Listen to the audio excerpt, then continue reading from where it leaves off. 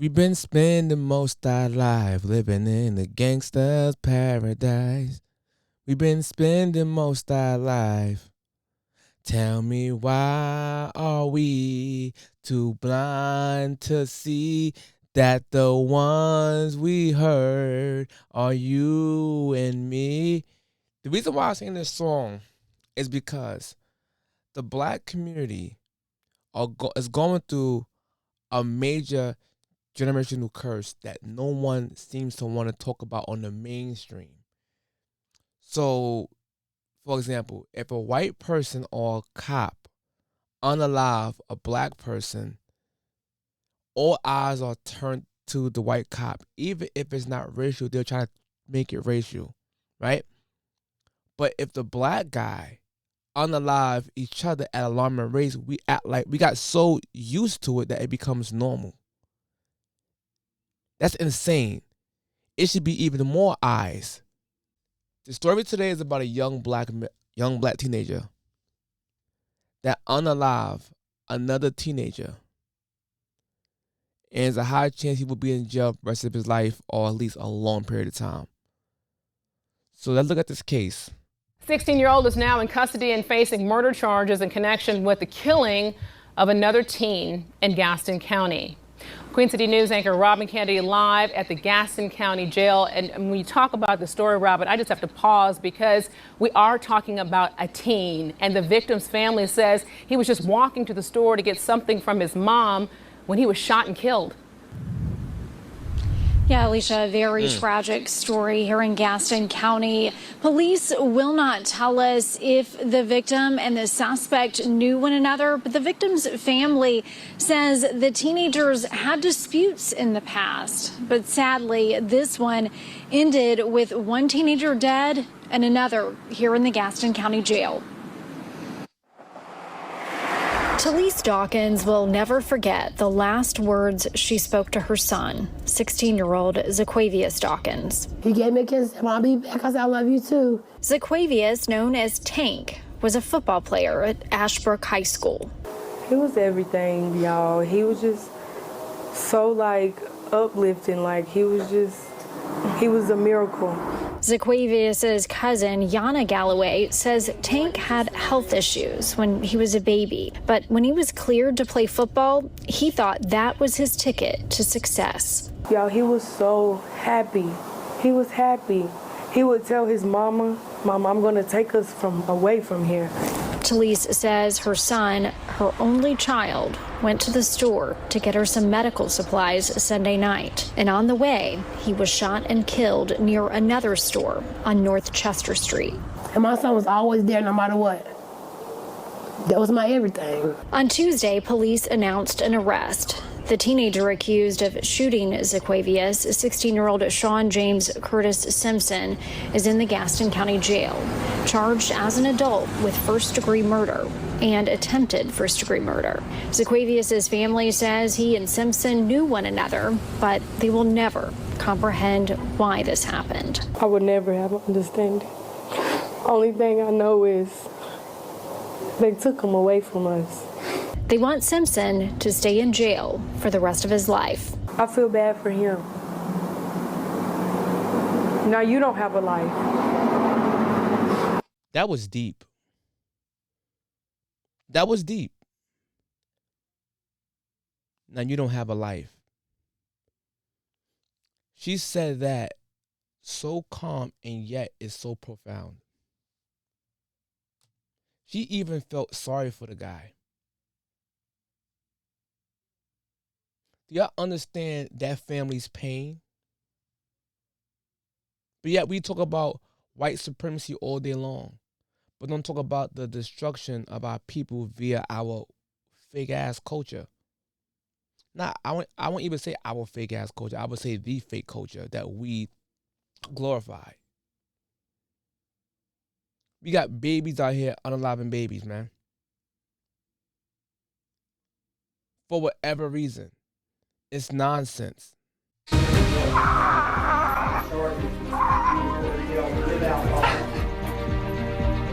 First at 5, a 16-year-old learned. he's breaking down in tears and crying because he might have heard the verdict or might have heard something that hurt his heart. But mind you, if you can't do the time, then don't do the crime. He will not be getting bail after being charged with murder. Sean Simpson is accused of killing 16-year-old Zaquavius Dawkins and also accused of trying to kill someone else Sunday night in Gastonia. Well, Simpson is now being charged under a law change which allows 16 and 17-year-olds to be charged as an adult in certain crimes. But that did not make things any easier for anyone involved today, as you just saw. As Derek Dellinger reports right now, the hearing only lasted a few minutes, but it was tough for both families. The family of the victims, Zaquavius Dawkins, they were in court and they were quite emotional about what happened. You have to realize this is one of their first chances to see the teen accused of killing him. Sean Simpson came into Gaston County Court at points wiping away his tears as he stood before a judge. Just 16 years old, he's being charged with first-degree murder as an adult. That's as a result of a law change that went into effect in December, which allows teens his age to be charged as an adult in certain crimes. There was a realization that during this proceeding that the gravity was hitting him, a grand jury indictment that could come in the near future, and a moment that hit when a judge told him that he would not be seeing freedom anytime soon. Court may impose a hold without bond. Court finds sufficient allegations to support the charges. Considering the relevant factors and the charges, he is ordered held without bond. This moment is tough to watch, but it was. Court finds sufficient allegations to support the charges. Considering the relevant factors and the charges, he is ordered. So this kid is crying. He crying tears while wearing denim tears. Isn't that ironic? He's crying tears while wearing denim tears. Like, I don't know if that was God's doing. I don't know. But what are the odds that he's crying in court while wearing denim tears?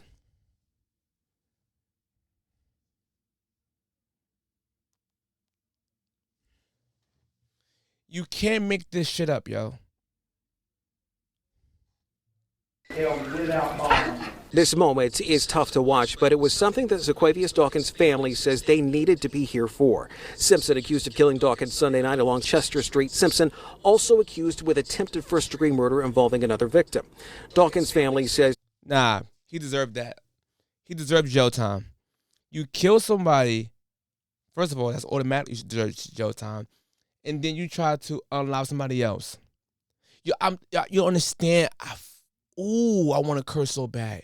You don't understand that I can't stand the culture. I can't stand the culture. These young boys out here are running it up because of a myth of the damn streets, man. The streets don't love no one.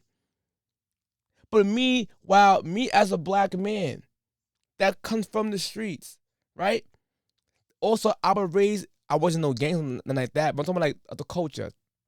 I thought that was cool. It's not cool, man. And if a black person like me or another black woman call this shit out, we're called sellouts. If I'm a sellout for calling out bullshit, they make me the biggest sellout of all times. Because I'm always going to call this shit out, man. It made me so fucking... You know what? I'm going to check my blood pressure.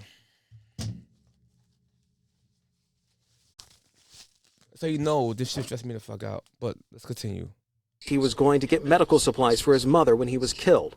After Wednesday's court appearance, things were still raw for Dawkins' family. It's affected everybody, even the neighborhood that he lives in. It affected everybody. Her grandson overcoming health issues as a baby and eventually playing football at Ashbrook High School. In recent days, and even after court Wednesday, Dawkins' family could not help but tell us how kind he was. He was sweet. He was kind. He would do anything for anybody. Which has made this all the more tough. But there's a realization here from Dawkins' family that justice must come, even for a suspect that's so young. He is really young, and he took an innocent. I gotta watch it. Look, I gotta watch myself, man. I gotta watch it, man. But it reads 129 over 78. I gotta watch it right now.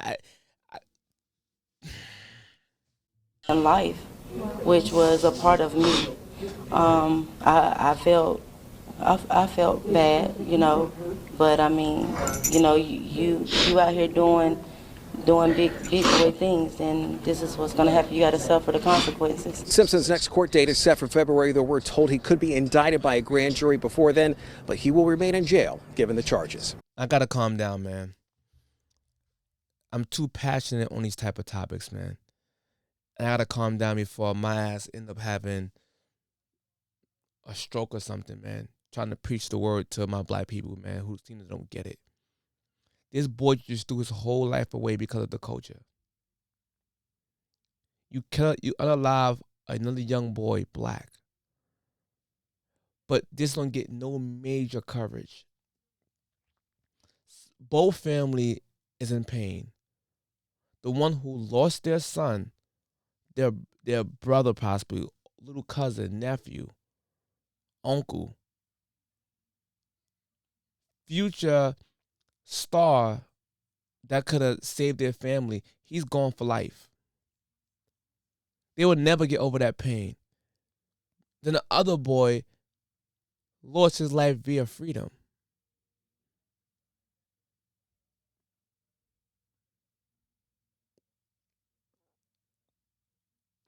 So tell me, why are we so blind to see that the ones we hurt is you and me? I know it sounds corny to y'all, but that line is so profound in Coolio's song, God Rest His Soul. That line is so profound.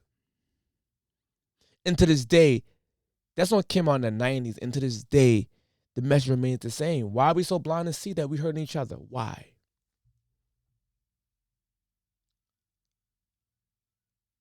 That 16-year-old boy deserved jail time. Absolutely. I'm sorry. I agree with that.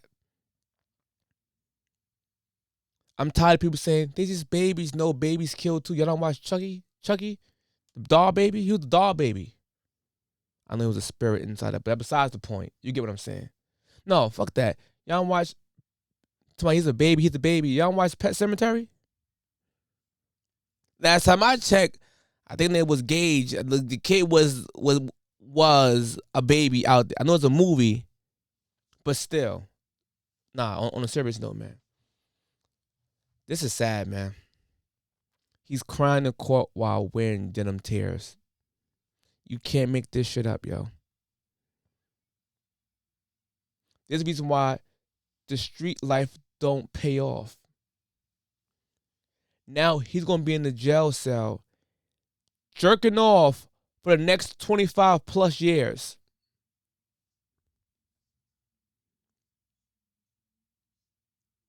Do y'all understand that? He got to go to bed when the guards say, lock down. Whatever phrase they use. Imagine going to bed at 8 p.m. as an adult and you have to go to sleep. Do you understand how wild that is? Imagine you watching a basketball game and another grown man tell you, enough is enough, turn it off in the first quarter. Do you not, yo, and it sounds so petty because you're so privileged to do what you want to do in the regular streets or at home because, once again, privilege is invisible, right? If you have it, you don't see it. Until it's taken from you, then you actually see it. So you go to jail, a man tells you to go to bed. What?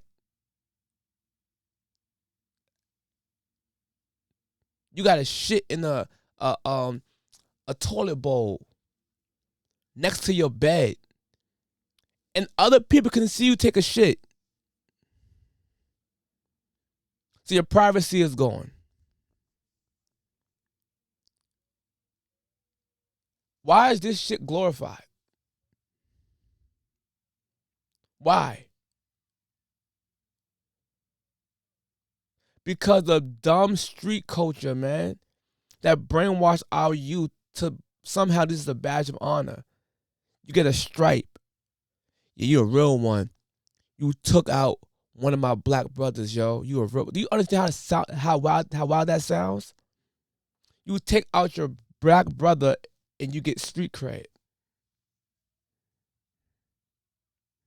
Once again, it reminds me of that famous scene from Tales from the Hood when Crazy K was living that street culture life, and he went into a jail cell next to a white supremacist, and the white guy said the N word, and he got mad and he punched the white guy in his mouth.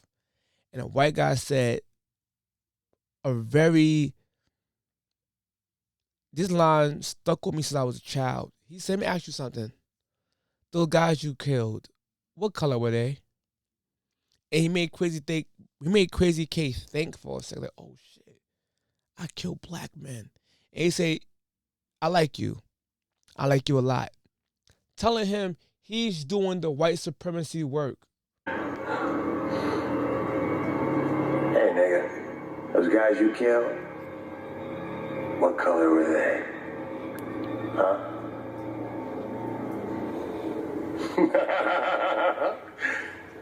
They were niggas. I know it.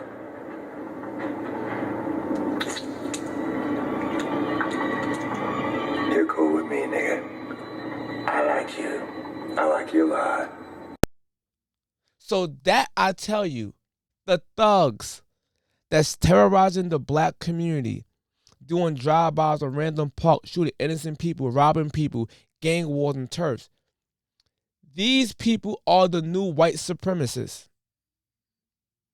They are. Because you're doing their bidding for them. Not only that, the same way how KKK used to wear the hoods and scare black people into voting Democrat, same way the thugs are scaring you to accept street culture via no snitching. You're a civilian though, but they tell you no snitching, and you have to buy into them. So they scare you the same way. But no one sees it this way at all. That the thugs are the new white supremacists that terrorize the hood. They, instead of wearing a mask, they're wearing bandanas. And my black man, even if you're wearing bandanas, whether you're a blood or crip, I still love you. I still respect y'all. But I can't respect y'all if you're out there doing senseless murders to innocent people. I can't do it. Or even each other. I just can't respect those actions. Although respect is earned. So if you earn my respect, I give it to you. But until then, man, we gotta stop this shit, man. This is bad, man. With that being said, man, out.